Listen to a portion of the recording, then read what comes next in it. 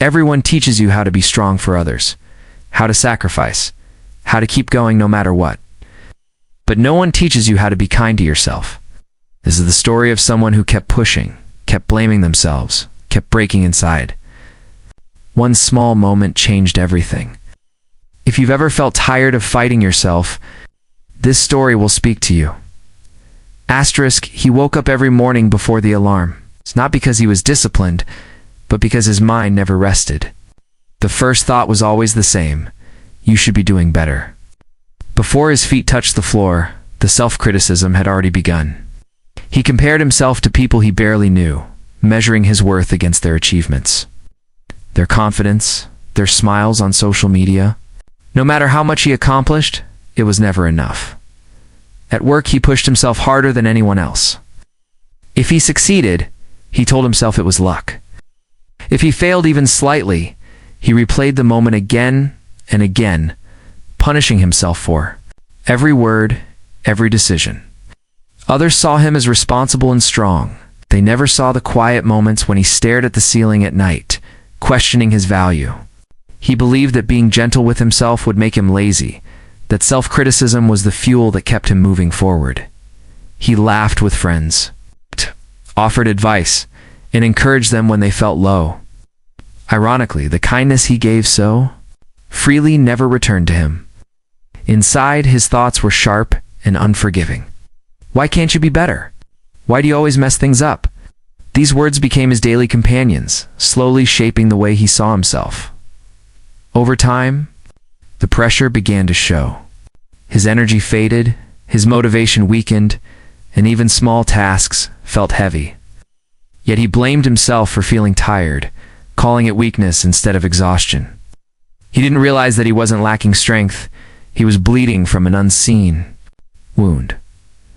The constant inner battle had turned his own mind into a battlefield where no victory ever felt real, and no effort ever felt enough. Asterisk, the breaking point didn't come loudly. It arrived on an ordinary evening when the room was quiet and his strength was gone. Sat alone, staring at nothing, feeling an exhaustion deeper than physical tiredness. For the first time, he admitted the truth to himself. He was tired of fighting, not the world, not people, but his own thoughts. The voice inside his head had become cruel, relentless, and impossible to escape. That night his phone buzzed with a message from an old friend. It was simple, almost careless. "I hope you're being kind to yourself." He read it once, then again. The words felt unfamiliar, almost uncomfortable. Kind to yourself? He tried to imagine what that even looked like. He thought about how he spoke to others when they failed with patience, understanding, and reassurance. Then he compared it to how he spoke to himself, and the contrast shocked him. He closed his eyes and asked a question he had never dared to ask before. Would I ever talk to someone I love this way? The answer was immediate and painful. Never. He realized that the standards he set for himself were impossible. The punishments unfair. He had mistaken self-attack for discipline, believing pain would force him to grow. In that moment, something shifted. He didn't suddenly feel happy or confident, but he felt honest. He allowed himself to breathe without guilt. He accepted that struggling didn't mean failing, and resting didn't mean quitting. For the first time, he saw that his harshness hadn't made him stronger, it had only made him tired. That quiet realization didn't fix his life overnight, but it cracked open a door. Through that door was a new idea, one that felt strange, yet powerful. Maybe healing didn't require more pressure, but more compassion. Asterisk, change didn't arrive as a sudden miracle. It came slowly, almost unnoticed, in small choices made on ordinary days. The first change was the way he spoke to himself.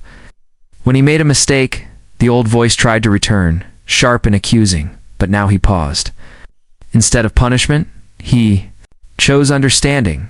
Instead of asking, "What's wrong with you?" he asked, "What can you learn from this?" The words felt awkward at first, but they carried less weight, less pain. He began allowing himself rest without calling it failure.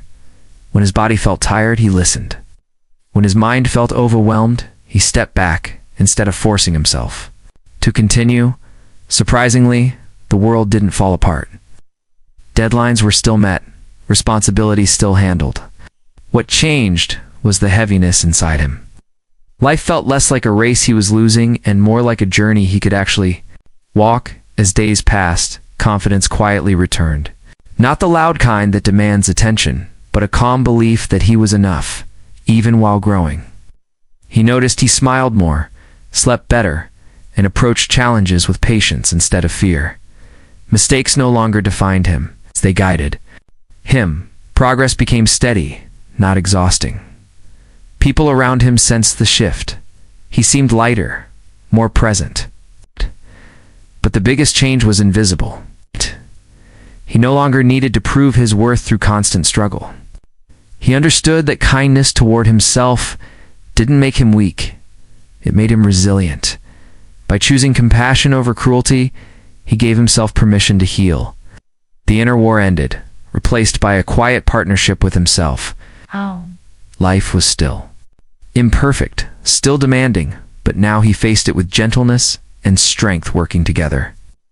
And in that balance, he finally discovered what moving forward truly meant.